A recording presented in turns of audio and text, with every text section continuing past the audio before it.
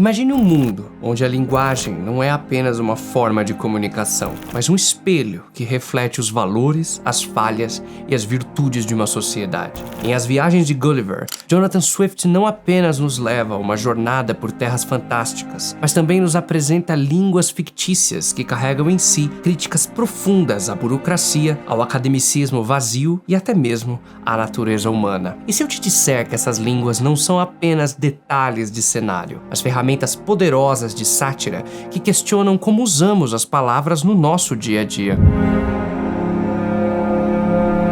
Olá pessoal, bem-vindos ao canal do Clube de Literatura Clássica. Meu nome é Rodrigo Bravo e eu sou professor de literatura e editor do CLC. Hoje vamos falar sobre um aspecto fascinante das Viagens de Gulliver: a criação de línguas. Jonathan Swift, o gênio por trás dessa obra, imaginou sociedades fantásticas e também deu a elas idiomas próprios. Essas línguas não são só detalhes curiosos, elas têm um papel crucial na crítica social e política que Swift faz em sua obra. Mas antes de explorarmos essas línguas, vamos falar um pouco sobre o autor. Jonathan Swift foi um escritor, satirista e clérigo irlandês do século XVIII. Conhecido por sua inteligência afiada e seu humor ácido, Swift usava a literatura para expor as falhas da sociedade, da política e da natureza humana. As Viagens de Gulliver, publicada em 1726, é uma de suas obras mais famosas, e embora muitas vezes seja vista como uma história para crianças, é na verdade uma sátira profunda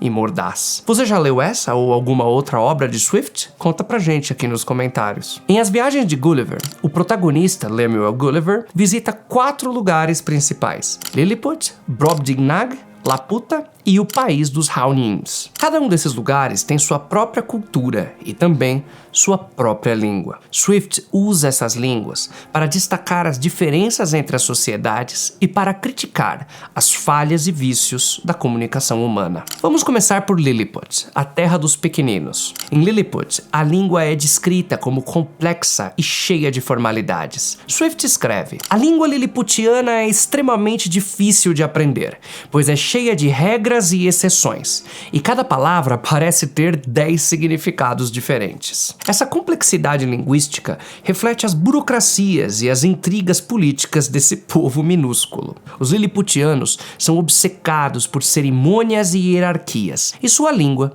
é uma extensão disso. Um exemplo perfeito disso é o trecho em que o arauto do imperador de Lilliput apresenta seu monarca com uma série de títulos grandiosos e quase absurdos.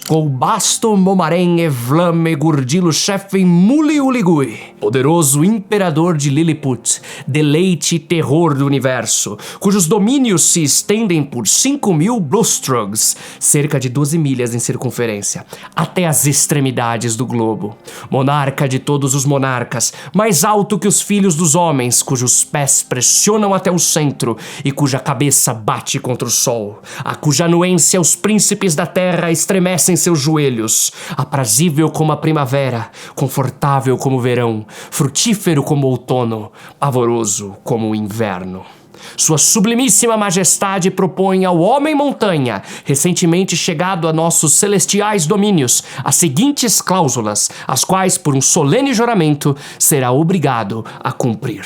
Esse trecho é uma sátira brilhante ao excesso de formalidades e à pompa desproporcional que muitas vezes cercam figuras de poder. Swift exagera propositalmente os títulos e as descrições do imperador, mostrando como a linguagem pode ser usada para inflar a importância de alguém além de qualquer medida razoável. A grandiosidade das palavras contrasta com a realidade física dos lilliputianos, que são minúsculos e insignificantes em comparação com Gulliver, o homem-montanha. Além disso, a linguagem rebuscada e cheia de formalidades serve para reforçar a hierarquia e o controle social em Lilliput. Ao exigir que Gulliver jure cumprir as cláusulas propostas pelo imperador, os lilliputianos demonstram como a linguagem pode ser usada como uma ferramenta de dominação e manipulação. Swift usa isso para criticar não apenas a política de sua época, mas também a maneira como a linguagem é frequentemente empregada para complicar, em vez de simplificar, as relações humanas.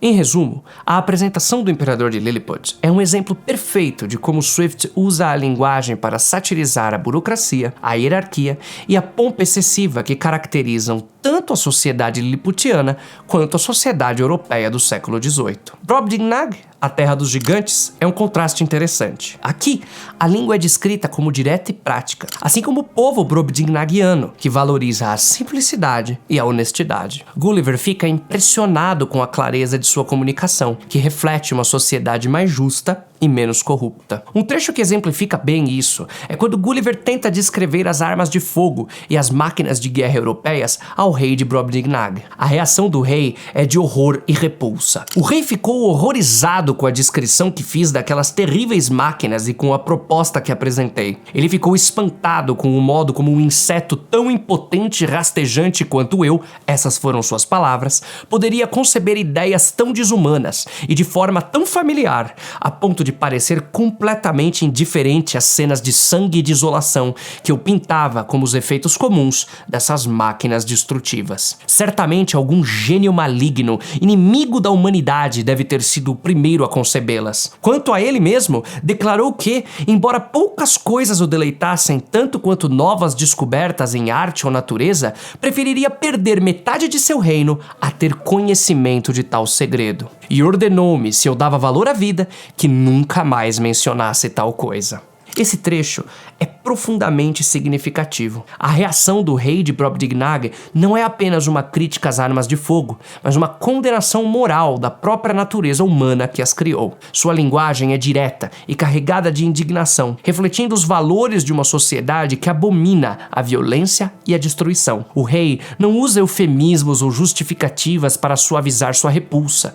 Ele chama as máquinas de guerra de desumanas e atribui sua invenção a um gênio maligno, inimigo da humanidade. A simplicidade e a clareza da linguagem do rei contrastam fortemente com a maneira como Gulliver descreve as armas de fogo, quase com orgulho e naturalidade. Isso mostra como a linguagem em Brobdingnag reflete uma sociedade que valoriza a vida e a moralidade acima de tudo, enquanto a linguagem dos seus pares, na visão de Swift, muitas vezes serve para justificar e normalizar a crueldade e a destruição. Já em Laputa, a língua é tão abstrata e matemática que reflete a obsessão dos habitantes com teorias e ideias desconectadas da realidade. Swift escreve: os laputianos falam em termos geométricos e musicais, como se a vida fosse uma equação a ser resolvida e não uma experiência a ser vivida.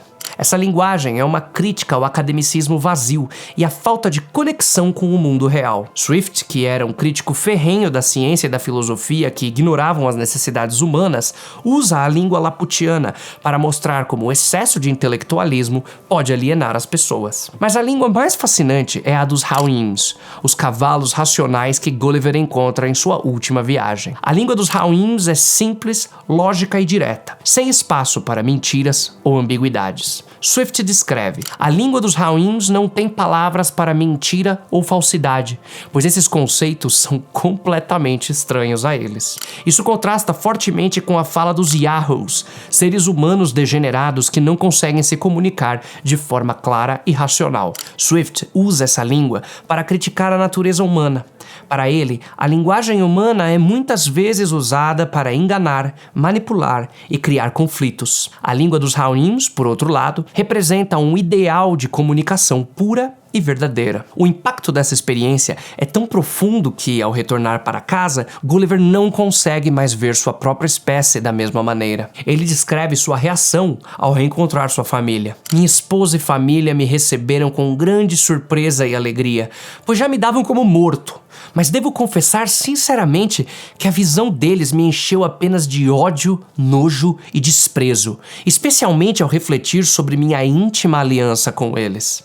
Pois embora desde meu infeliz exílio no país dos Hauims eu me obrigasse a tolerar a presença de Yahoos e a conversar com Dom Pedro de Mendes, minha memória e imaginação estavam sempre cheias das virtudes e ideias daqueles exaltados Hauims. E quando comecei a considerar que ao copular com um da espécie Yahoo eu havia me tornado pai de outros, isso me causou a mais profunda vergonha, confusão e horror.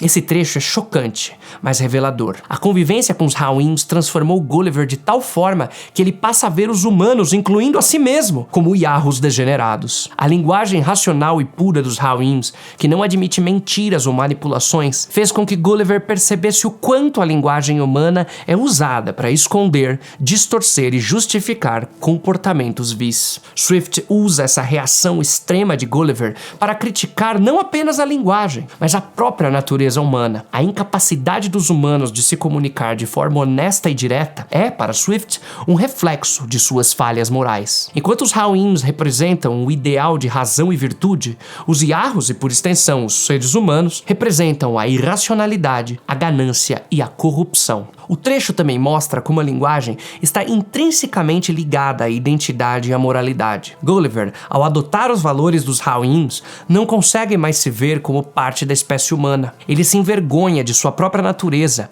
e de suas conexões com outros humanos, o que reflete o poder transformador da linguagem e da cultura. Jonathan Swift não era um linguista como J.R.R. Tolkien, que criou línguas completas para suas obras. Em vez disso, ele usou a criação de línguas como uma ferramenta satírica. Cada língua em As Viagens de Gulliver reflete as falhas e virtudes da sociedade que a fala. Em Lilliput, a língua é uma crítica à burocracia e à política. Em Laputa, é uma crítica ao academicismo vazio. E nos Hawins, é uma crítica à irracionalidade humana. Swift nos faz questionar como nós usamos a linguagem. Para unir ou para dividir? Para esclarecer ou para confundir? Jonathan Swift nos mostra que a linguagem é mais do que um meio de comunicação. É um reflexo de quem somos. Em As Viagens de Gulliver, as línguas fictícias não são apenas detalhes de world building. Elas são parte central da sátira e da crítica social que Swift quer transmitir. E você? O que acha da criação de línguas na literatura? Acha que elas acrescentam profundidade à história ou são apenas um detalhe curioso? Deixa sua opinião nos comentários. Se você gostou desse vídeo, não se esqueça de curtir, compartilhar e se inscrever no canal para mais análises literárias. Até a próxima e lembre-se, a linguagem é uma das ferramentas mais poderosas que temos. Use-a com sabedoria.